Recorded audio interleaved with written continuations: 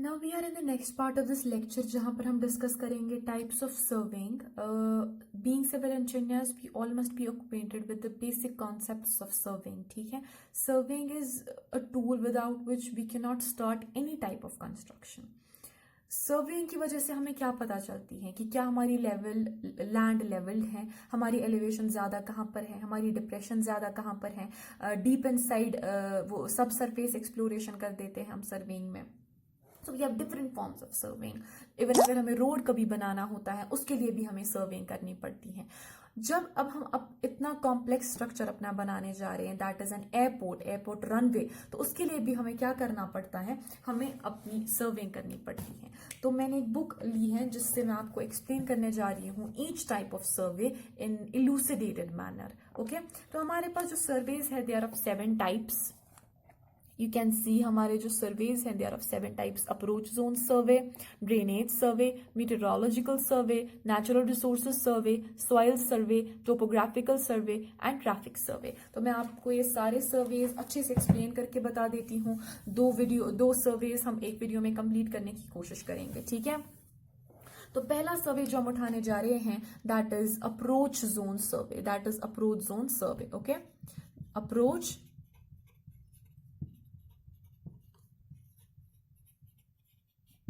Zone survey. ठीक है, now what do we mean by this approach zone. Approach zone क्या होता है?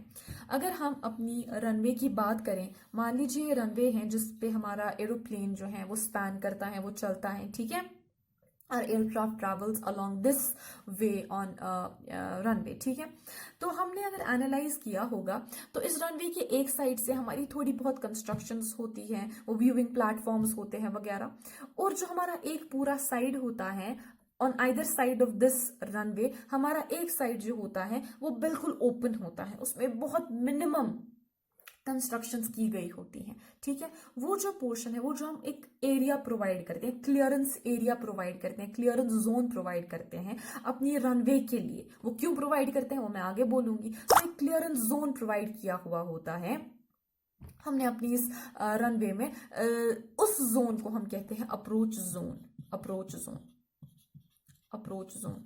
ठीक है, सो हमें जब भी सर्वेइंग करनी होती है एक लैंड की, जब भी हमें एयरपोर्ट बनाना है, तो सबसे पहले हम उसकी टोपोग्राफिकल सर्वे करते हैं. मतलब अभी जब हमारे पास कुछ नहीं होता है, सिर्फ जमीन का एक टुकड़ा होता है, तो हम क्या करते हैं, उसमें सर्वे करते हैं जिसको हम टोपोग्राफिकल सर्वे कहते हैं, कि हमारी जमीन में कहाँ पर डिप्रेशन है, कहाँ पर एलिवेशन है, तो उसको टोपोग्राफिकल सर्वे कहते हैं. The surveying of the earth, the surveying of the land.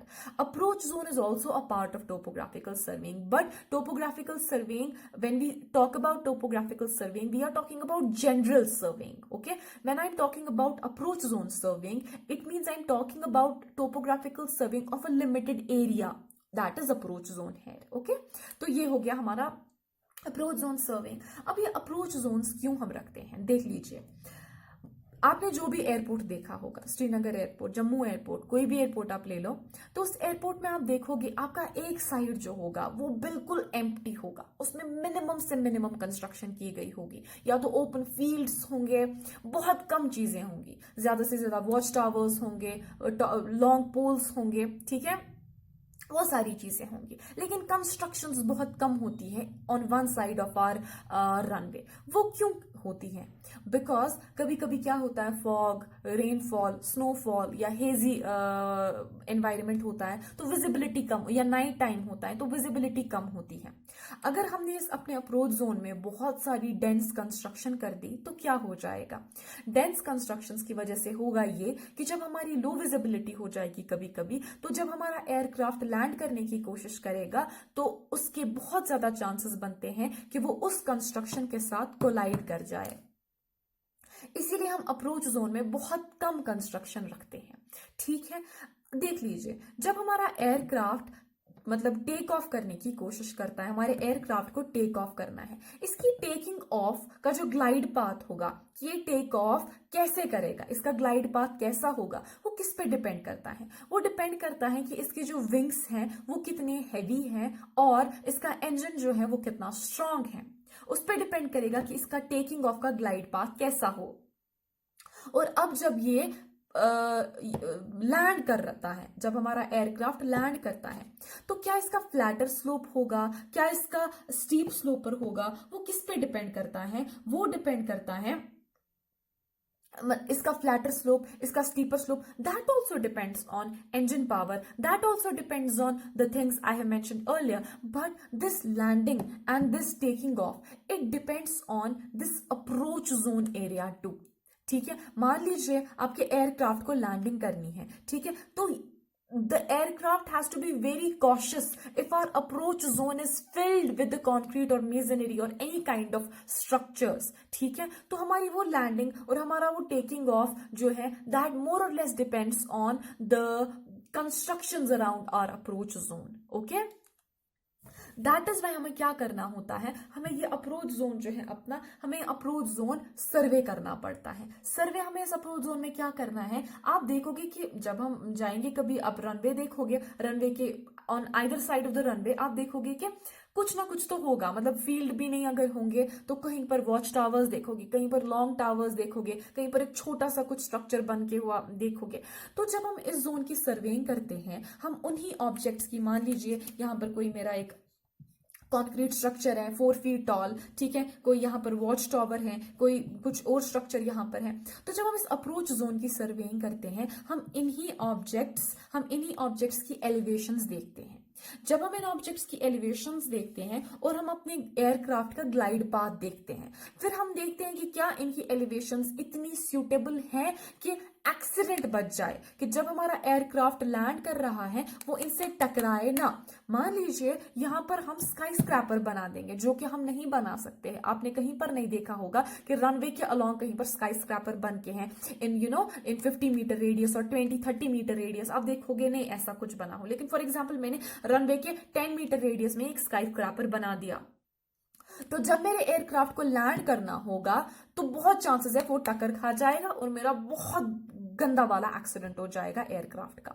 ठीक है, तो इस अप्रोच जोन सर्वेइंग में हमारा यही लॉजिक होता है कि हम इन ऑब्जेक्ट्स की एलिवेशंस को एनालाइज कर पाए और देख पाए कि हमारे एयरक्राफ्ट का ग्लाइड पाथ कैसा है, ठीक है, ताकि इन दोनों की टक्कर ना हो जाए। ओके, इसके बाद क्या हमारा बेसिकली अप्रोच जोन सर्वे डिटरमाइन क्या करता है। अप्रोच जोन सर्वे की रिपोर्ट जब आप देखोगे वहां पर आपको मिल जाएगी that it has determined the locations of these objects. Approach zone survey की रिपोर्ट में आपको पता चलता है कि आपके अप्रोच जोन में कौन सा ऑब्जेक्ट कहां पर है और कितनी एलिवेशन पे है, और क्या ये कोई खतरा पोज कर रहा है हमारे एयरक्राफ्ट को या नहीं। अगर हमारे इन ऑब्जेक्ट्स की एलिवेशन ऐसी हैं जिस पर हमें पता है कि स्ट्राइक हो जाएगा हमारा एयरक्राफ्ट, तो या तो हमें कुछ ऐसा करना है कि हमारे रनवे की लोकेशन ही चेंज करनी है। अब अगर वो नहीं होगा, वो नहीं हो सकता, तो कुछ ऐसा करना है कि इन ऑब्जेक्ट्स को ही खत्म कर देना है। अब अगर वो भी नहीं हो सकता तो हमें कुछ ऐसे मेजर्स लेने हैं कि बहुत दूर से ही हमारे एयरक्राफ्ट को ये ऑब्जेक्ट्स विजिबल हो। ठीक है, तो वैसे ही हम मेजर्स लेते हैं। आप देखोगे कुछ ऑब्जेक्ट्स के इर्द गिर्द कभी नियॉन बाउंड्रीज बना के होती हैं ताकि हमारे एयरक्राफ्ट को दूर से ही पता चल जाए कि यहां पर कोई ऑब्जेक्ट है जिससे मेरा टक्कर खाना हो सकता है, तो फिर वो अपना ग्लाइड पाथ वैसा ही चूज करता है एयरक्राफ्ट। ठीक है, हो गया ये।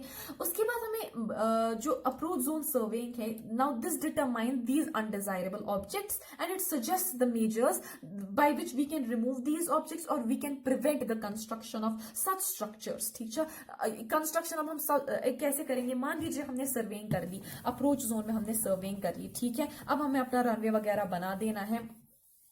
अब बार बार हम ये सर्वेइंग नहीं करेंगे, ठीक है, तो हम क्या फिर करते हैं, हम जोन्स एस्टैब्लिश करते हैं। तो ऐसे कुछ जोन्स एस्टैब्लिश हम करते हैं जिन जोन से हमें पता चलती है कि हम कहां तक कंस्ट्रक्शन कर सकते हैं या नहीं कर सकते। मान लीजिए ये जोन मैंने बना दिया है, after analysing, completely analysing this approach zone survey, मैंने एक जोन बना दिया कि इस जोन में ये नो कंस्ट्रक्शन जोन है, इसमें कोई भी कंस्ट्रक्शन नहीं कर सकते। ठीक है, तो फिर यही हम प्रिवेंटिव मेजर्स लेते हैं अपनी अप्रोच जोन सर्वेइंग का। ये जो हमारी अप्रोच जोन सर्वेइंग है, इसका फ्रूट यही होता है कि हमें फिर प्रिवेंटिव मेजर्स लेने पड़ते हैं अगर हमें पता है कि इस जोन में कंस्ट्रक्शन करने से हमारा एक्सीडेंट हो सकता है एयरक्राफ्ट का। Okay, so this was our approach zone surveying.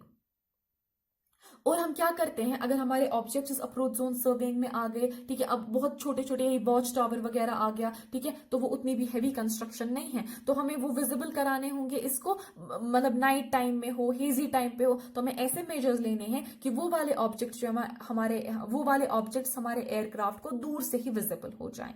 ठीक है, ये हो गए हमारा approach zone surveying. It was all about approach zone surveying. Okay, approach zones भी क्या हो गए, ये भी अब आई होप आपको समझ आ गया होगा। अब दूसरी टाइप ऑफ सर्वे जो हमें पढ़नी है, दैट इज ड्रेनेज सर्वे। चाहे हम अपने उन रोड्स की ड्रेनेज सर्वे करें या ना करें जिन पे हमको अपनी गाड़ियां दौड़ानी है, वो उतना इंपॉर्टेंट नहीं है, लेकिन जो एयरपोर्ट जिसपे हमारा एयरक्राफ्ट चलने वाला है उसकी ड्रेनेज सर्वे करना बहुत ज्यादा इंपॉर्टेंट है। क्योंकि अगर हमारी पेमेंट सबमर्ज हो गई, तो सबमर्जेंस की वजह से इसमें क्रैक्स डेवलप होंगे, और जब हमारा एयरक्राफ्ट इस पे लैंड करेगा, इसमें इन क्रैक्स की वजह से हमारा एयरक्राफ्ट जो है उसमें एक्सीडेंट होने के चांसेस बहुत ज्यादा हैं। और रोड एक्सीडेंट्स में तो तब भी कुछ परसेंटेज ऑफ सर्वाइवल होता है, एयरक्राफ्ट क्रैशेस में I think negligible chances of survival होता है, इसलिए यहां पर negligence is not accepted at all. ठीक, तो इसीलिए हमें इसमें ड्रेनेज सर्वे बहुत ज्यादा सटीक करनी पड़ती है। अब देख लेते हैं हम ड्रेनेज सर्वे में हमें क्या क्या करना पड़ता है। We are now talking about the drainage survey. तो इस ड्रेनेज सर्वे में हमें क्या देखना है, सबसे पहले इसमें हमें देखने होते हैं, we have to analyse, complete data analysis हमें करने होते हैं ऑफ सोर्सेज ऑफ वाटर, कि हमारा जो रनवे है इसके अराउंड हमारे सोर्सेज ऑफ वाटर क्या है, क्या कहीं से स्ट्रीम रन हो रही है, क्या कहीं से सी रन हो रहा है, ओशन के नजदीक तो नहीं है। बहुत सारे एयरपोर्ट सब देखोगे वो ओशन के बीच में बना दिए हैं लोगों ने, तो that is an engineering Marvel. ठीक है, तो हमें ये देखना पड़ता है ड्रेनेज फैसिलिटीज में सोर्सेज ऑफ वाटर्स हमारे क्या क्या है, हमारे इस रनवे के इर्द गिर्द हमारा सोर्स ऑफ वाटर क्या है जहां से हमारा पानी आ सकता है हमारे पेमेंट में। ठीक है, दूसरी चीज जो हमें इसमें देखनी है that is quantity of water to be handled. मान लीजिए हमने अब अपना सोर्स ऑफ वाटर जो है वो एनालाइज कर लिया कि कहां कहां से हमारा वाटर जो है इसका सोर्स है, कहां कहां से हमारा पानी आ सकता है हमारी रनवे में। उसके बाद हमें देखना है कितना पानी हमारी रनवे में अक्यूमुलेट हो सकता है, कितने क्वांटिटी ऑफ वाटर को हमें हैंडल करना पड़ेगा ताकि हम इसको आराम से बेल आउट कर सके अपनी रनवे से। ये हो गया दूसरा पॉइंट। तीसरी चीज जो हमें देखनी होती है that is interception and diversion. What do we mean by interception and diversion? अब आपको पता चल रही है कि आपका सोर्स ऑफ वाटर भी है, कुछ क्वांटिटी ऑफ वाटर आपका आ भी रहा है आपकी रनवे में। अब आपको क्या करना है, इस वाटर को आपको इंटरसेप्ट करना है, मींस कहीं पर आपको इस वाटर के पाथ को ब्रेक करना है। मान लीजिए ये मेरा रनवे है और मुझे पता है यहां से मेरा वाटर आ रहा है, so I have to intercept its path. मुझे इसका पाथ जो है वो इंटरसेप्ट करना है बाय मेकिंग सर्टन स्ट्रक्चर्स। ठीक है, या तो मैं यहाँ पर कुछ रिटेनिंग स्ट्रक्चर बनाऊंगी ताकि मेरा जो ये वाटर है ये रिटेन हो जाए। तो कुछ ऐसी चीजें मुझे करनी है जिसकी वजह से मेरा जो वाटर है ये इसके अंदर न आ सके। ठीक है, तो I have to intercept its path and then I have to divert. After intercepting, after blocking its path, I have to divert this water ताकि ये कहीं और चला जाए और कहीं और डिस्पोज ऑफ हो जाए और मेरी रनवे में ये अक्यूमुलेट ना हो। ठीक है, सो it was the third point. Number 4 जो हमें एनालाइज करना होता है that is rainfall intensity. Rainfall intensity हमें एनालाइज करनी होती है। ऑब्वियसली जब आप किसी एरिया का आप हाइटोग्राफ देखोगे, आप देखोगे वहां रेनफॉल कितना हो रहा है, रेनफॉल इंटेंसिटी वहां की कितनी ज्यादा है, तो आपको वो स्टडी करना पड़ेगा। उससे आपको क्या पता चलेगा कि आपका स्टॉर्म वाटर कितना अक्यूमुलेट हो सकता है आपकी रनवे में। तो जब आप वो स्टडी करोगे, रेनफॉल इंटेंसिटी स्टडी जब हम करते हैं तो पिछले 30-40 ईयर्स का स्टडी किया हुआ होता है और आगे के कुछ सालों का प्रिडिक्शन किया हुआ होता है कि इतनी रेनफॉल इंटेंसिटी होगी, इतना पीक रेनफॉल होगा। तो उस हिसाब से हम अपना जो पेमेंट है, इसका रनवे है, वो डिजाइन कर सकते हैं। So it was rainfall intensity. और इंपॉर्टेंट चीज हमें कंटूर मैप्स को स्टडी करना है। What do we mean by contour maps? अगर हमने सर्विंग अच्छे से पढ़ी होगी तो हमने देखा होगा, बहुत इंपॉर्टेंट टॉपिक था वहां पर हमारा कंटूर मैप्स। कंटूर मैप्स कुछ ऐसे होते हैं, क्लोज्ड लूप्स होते हैं जिससे हमें पता चलती है एलिवेशन हमारी लैंड की क्या है, कहां पर हमारे डिप्रेशंस हैं, कहां पर हमारे पॉन्ड्स हैं, कहां पर हमारी एलिवेशन ज्यादा है। हमने कुछ ऐसा देखा था, मान लीजिए हमें एक डिप्रेशन को डिनोट करना था, अगर मेरी एक वैली है वो डिनोट करनी थी, तो हमारा कंटूर मैप कुछ ऐसा आ जाता था, ऐसा आ जाता था। ठीक है, बाहर से हमारे जो ये suppose is 200, this is 100, this is 50 metre interval. ठीक है, ये ऐसे थे। तो जब हमारा ऐसा डिक्रीजिंग ऑर्डर इनसाइड आता था तो हम कहते थे इट वाज अ वैली। अगर इंक्रीजिंग ऑर्डर इनसाइड आ जाता तो हम कहते that it is an elevation, it is a hill. ठीक है, तो हमें कंटूर मैप स्टडी करने होते हैं ताकि हमें पता चल जाए कि क्या हमारी वैली पे हम अपना रनवे बना रहे हैं या एक हिल पे अपना रनवे बना रहे हैं। अगर हिल पे रनवे बना रहे हैं तो हमारी ड्रेनेज की प्रॉब्लम नहीं होगी, अगर वैली में बना रहे हैं तो बहुत ज्यादा ड्रेनेज की प्रॉब्लम हो जाएगी। ठीक है, इसीलिए हमें कंटूर मैप्स जो है वो बहुत थॉरोली स्टडी करने पड़ते हैं। ठीक है, ये हो गए कंटूर मैप्स की बात। उसके बाद हमें क्या इंफॉर्मेशन कलेक्ट करनी होती है, हमें इंफॉर्मेशन कलेक्ट करनी होती है आउटलेट्स की। अब पानी भी आ गया, कंटूर मैप्स भी स्टडी कर लिए, क्वांटिटी भी स्टडी कर ली, इंटरसेप्ट भी कर लिया, डाइवर्जन भी दे दिया पानी को, रेनफॉल इंटेंसिटी भी स्टडी कर दी। अब इस पानी को कहीं ले जाना है ना, तो हमें आउटलेट स्टडी करने पड़ते हैं कि हम इस पानी को कहां से ले जा सकते हैं ताकि ये वापस हमारी रनवे में ना आ जाए। तो आउटलेट्स हमें स्टडी करने पड़ते हैं। हमारे एयरपोर्ट साइड के नजदीक क्या स्ट्रीम्स हैं, क्या नेचुरल स्ट्रीम्स हैं जिनकी लेवल हमारी रनवे साइड से कम है, जहां हमारा पानी जा सकता है।